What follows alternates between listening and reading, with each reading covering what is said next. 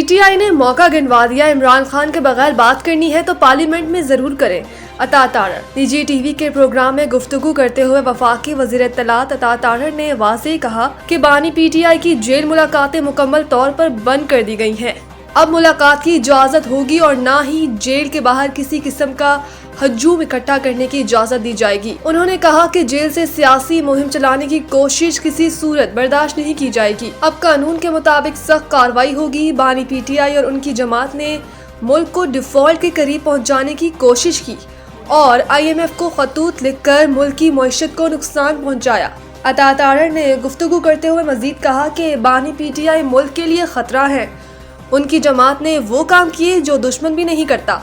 9 मई के वाक़यात में फौजी तनसीबात पर हमले किए गए, जो कौमी सालमियत के खिलाफ संगीन इकदाम है। उन्होंने कहा कि बानी पीटीआई को अपना सियासी मुस्तकबिल नजर नहीं आ रहा, इसीलिए ऐसे बयानिए तश्कील दिए जा रहे हैं जिनका मकसद इंतशार है। उन्होंने कहा कि बानी पीटीआई तालिबान की सोच रखते हैं, उसामा बिन लादेन को शहीद कहते हैं और दहशत गर्दों के बयानिए को आगे बढ़ाते हैं।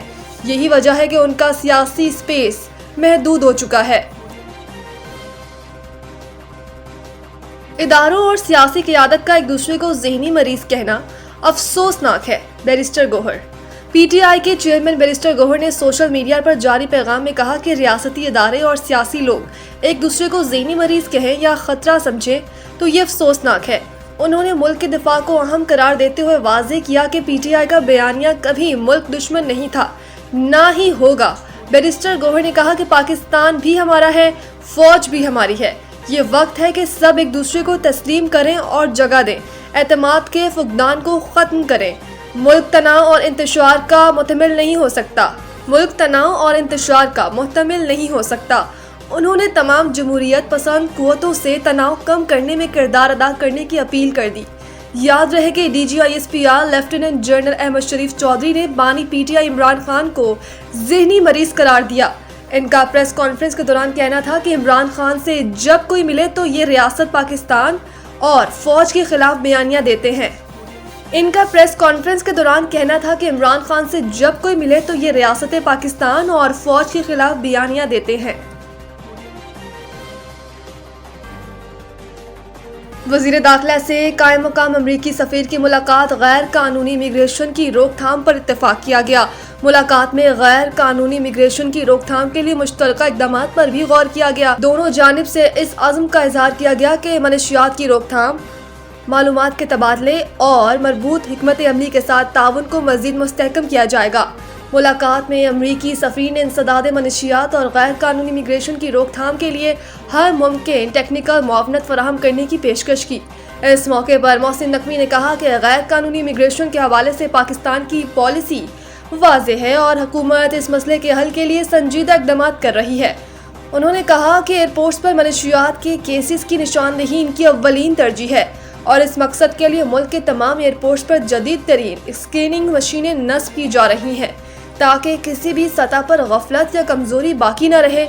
उन्होंने मजीद बताया कि बलोचिस्तान, KP और सिंध में 110 अफगान शहरी गिरफ्तार किए गए और 40,649 हेक्टर रुकबा क्लियर करके पापी फ्री स्टेट्स को बरकरार रखा गया। पंजाब शादियों में वन डिश पर सख्ती से अमल करने और बुलंद आवाज में म्यूजिक पर कार्रवाई का हुक्म। लाहौर पंजाब में वन डिश की खिलाफ वर्जियों और लाउड स्पीकर के गैर ज़रूरी इस्तेमाल के खिलाफ सख्त इक़दाम करने का फैसला किया गया। वज़ीर आला पंजाब मरीम नवाज की ज़ेर सदारत इजलास हुआ जिसमें तमाम कमिश्नर्स और डिप्टी कमिश्नर्स को वन डिश की पाबंदी यकीनी बनाने का हुक्म दिया गया। मरीम नवाज ने शादियों और तकरीबात में बुलंद आवाज़ म्यूजिक पर सख्त कार्रवाई की हिदायत भी की है, जबकि फार्म हाउस और ग्राउंड्स में भी लाउड स्पीकर के गैर कानूनी इस्तेमाल पर पाबंदी के लिए इक़दाम की हिदायत जारी कर दी गई है।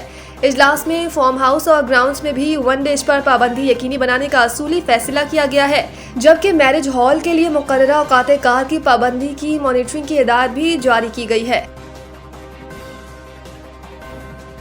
मेजर शब्बीर शरीफ शहीद का 54वां यौम शहादत आज मनाया जा रहा है।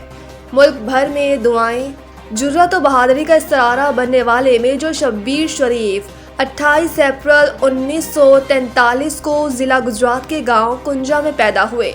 मेजर शब्बीर शरीफ ने अप्रैल 1962 में कमीशन हासिल किया। आपकी काबिलियत और कायदाना सलाहियतें के अतराफ में आपकी पासिंग आउट परेड में सबसे बड़े फौजी तरबियती एजाजी शमशीर से नवाजा गया।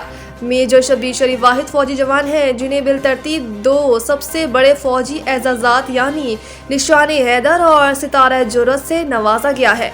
शब्बीर शरीफ पाक फौज में अपनी पेशा वराना खदमात का सफ़र तय करते हुए अप्रैल 1970 में मेजर के रैंक पर फाइज हुए। 3 दिसंबर 1971 को मेजर शब्बीर शरीफ को सुलेमान की हेडवर्क्स के बिलमुकाबिल दुश्मन की हदूद में वाक़े एक बुलंद टीले पर कब्जा करने का हुक्म मिला। आप अपने साथियों की रहनुमाई करते हुए दुश्मन की बारूदी सुरंगों को अबूर करके मुसलसल आग बरसती आर्टिलरी और मशीन गनों के फायर के दरमियान सबूना नहर के पार जा पहुंचे। 48 टीमें 12 ग्रुप्स में तकसीम। ग्रुप ए में मेजबान मैक्सिको, जनूबी अफ्रीका, जनूबी कोरिया और प्ले डी से क्वालिफायर टीम शामिल की जाएगी। ग्रुप बी में मेजबान कनाडा, कतर, स्विट्जरलैंड और यूएफए प्लेऑफ ए की टीम शामिल है। ग्रुप बी की चौथी टीम वेल्स या नॉर्दर्न आयरलैंड में एक होगी। ग्रुप सी में ब्राजील, मलाक्का, स्कॉटलैंड और हेटी शामिल हैं, जबकि ग्रुप डी में मेजबान अमेरिका, ऑस्ट्रेलिया, पैराग्वे और यूएफए प्लेऑफ सी की क्वालिफायर टीम शामिल होगी।